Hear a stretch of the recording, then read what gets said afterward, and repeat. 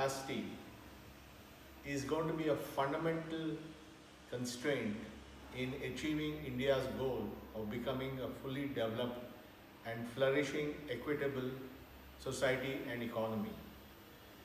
We have the benefit of the demographic dividend.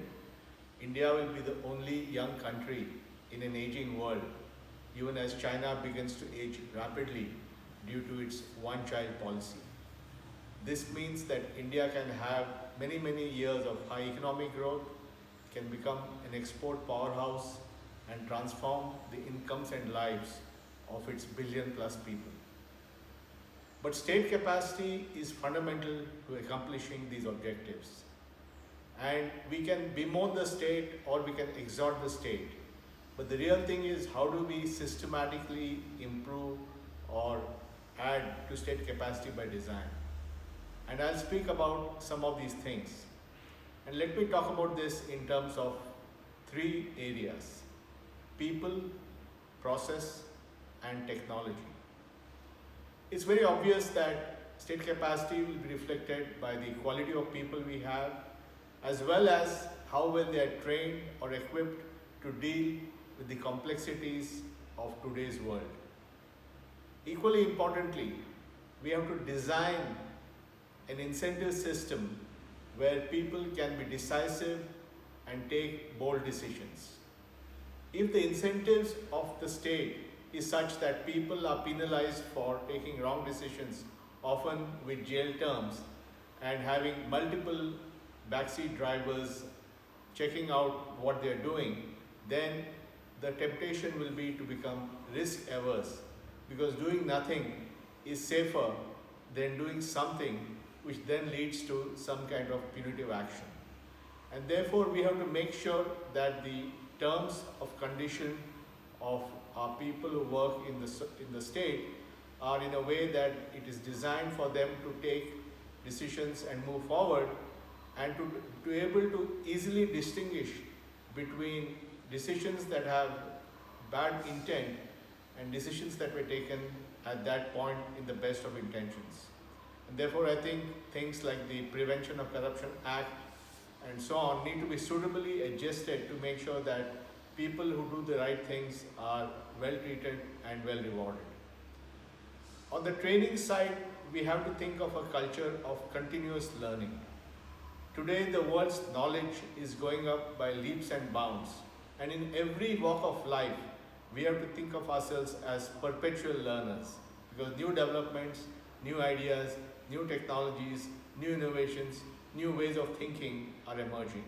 And therefore, it's not just about what we learned when we went to college and then working on that, but having a continuous learning model which includes experiential learning, classroom learning, online learning, and many interacting with experts and so on.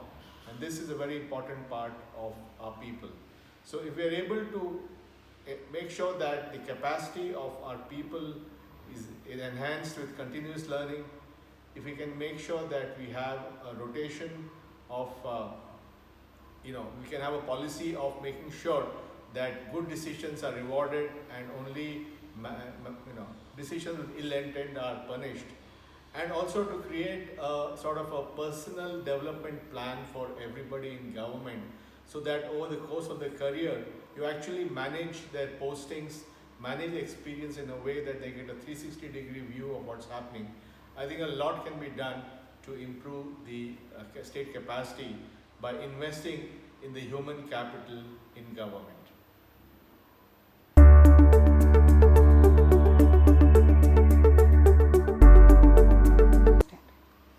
Another aspect of state capacity is process. We have to make sure that processes, both internal to the government as well as facing the citizen, are streamlined and almost invisible to everybody. For example, citizen-facing processes should be designed for anytime, anywhere access. An example of that is what we did in the Aadhaar enrollment, where we made sure that anybody could come anywhere in the country and enroll at any time when he or she had 15 minutes to spare. This ability to let the person choose where and when they get access to a service is very important. And hence, we have to make sure that we have anytime, anywhere service, and this is a very important part of what we do. Similarly, within the government, we have to make processes transparent automatically such that all decisions are highlighted and so on. So process improvement has to be seen through the eyes of the citizen. Often process improvements are seen from the eyes of the state and how the state can run it. But I think having a citizen-centric view of process is very important, and that is the key to that. And we need to look at every process and ask whether that process is even required. Because many of these processes have accumulated over the years, and the original reason for those processes have actually become irrelevant. But the processes continue because that's the way we did things. But I think having the right processes in dealing with citizens, in internal processes, in procurement, in recruitment, and many other areas, and using some kind of process re-engineering to eliminate or to simplify processes is the need of the hour. And I believe this is something which can be done systematically in many, many areas with dramatic impact on state capacity as well as the convenience offered to its citizens.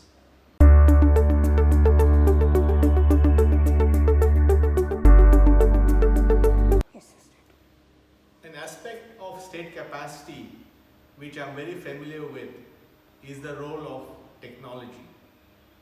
I had the opportunity to work in the government as the chairman of the Unique Identification Authority of India to build the Aadhaar program. And I worked on many other state capacity in technology projects, all at population scale. And I've written about this, some of it in my first book, Imagining India, and a lot of it in my second book, Rebooting India. For example, when we did the Aadhaar project, apart from making it anytime, anywhere enrollment, we made sure that the Aadhaar authentication of your identity was portable across the country. This was a nod to the fact that India was increasingly a migrant country and people from the north and the east were migrating to south and the west, and they should be able to carry their ID with them. And this national portability of benefits and services can only be enabled by technology and by having the authentication on the cloud. The same thing can be done for ration cards or PDS, Public Distribution System. In fact, I chaired a committee report in 2011 which suggested a nationally portable PDS so that a migrant from a village in the city could avail of his PDS rations even in the city. The same principle can be applied for voting. It's important that people are able to vote wherever they are. Otherwise, if I'm a migrant from a village into a city, if I'm not able to vote in the city, then I will not be able to really exercise my democratic rights. So creating portability through technology is very important. Creating high volume, low cost technology is very important. The UPI built by the NPCI, to which I am an advisor, does more than 2 billion transactions a month. It's a very, very low cost, very efficient payment system. And that has led to the rise of digital payments. So again, technology enables state objectives like increasing the digital payments and reducing cash. Another example is the GST, with which I was involved right from the beginning. And the GST again is a platform for tax payment where the entire country's indirect taxes are paid on a single platform with a single format for returns, and with the money being automatically divided between the state and the center so that they get their respective share of the tax revenue. Again, this has made a dramatic change in the way indirect taxes are handled in this country. I was also involved to head a committee on the development of RFID tags for the highway system. And today that system is called as the FASTag. And that again has been very, very successful in ensuring that the movement of trucks is very smooth at highways, because you can just drive through the toll gate and the money is automatically deducted from the account. But an indirect benefit of this has been that the collections have gone up, because in the earlier model where payments were in cash, there was potential for diversion. And as the payments go up, then the viability of building more highways also goes up. So technology also makes business models viable and allows private investment to come into the highway sector because they have confidence that they will recover the full toll money on their highways. So again, the FASTag is another example of state technology which has had multiple impacts. And that is again designed as a platform. You can use it for parking or congestion charges or whatever. So these are just some of the examples of how technology is being used in India to improve state capacity.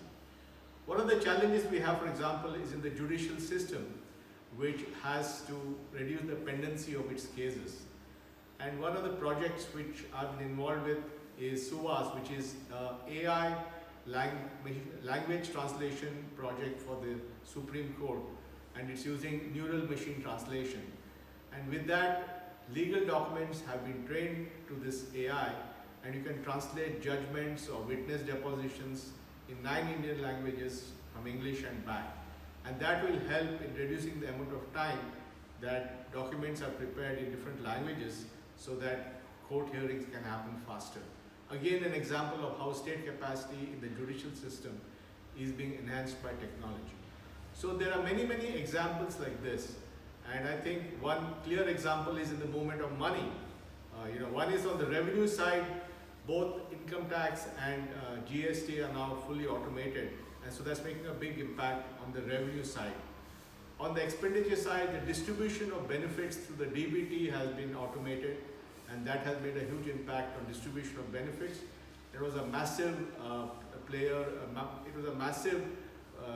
benefit during the pandemic when government could transfer money to millions of Indians instantly using DBT, which they could withdraw from their Aadhaar-enabled payment system. The last frontier of technology in the flow of money is in making sure that every other expenditure of government is captured immediately in some kind of an expenditure information network in real time to make sure that not only money is spent wisely, money is spent promptly, because a lot of the challenges are not just that whether the budget is there, but whether it reaches the person or the organization it is meant for on time.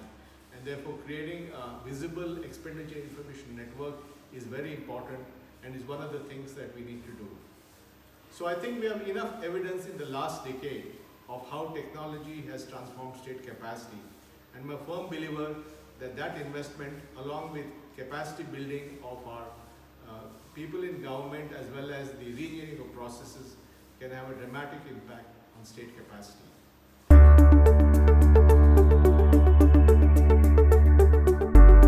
Another aspect of state capacity is process.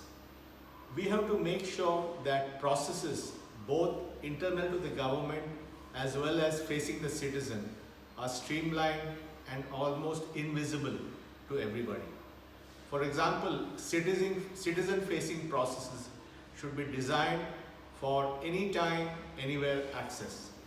An example of that is what we did in the Aadhaar enrollment, where we made sure that anybody could come anywhere in the country and enroll at any time when he or she had 15 minutes to spare.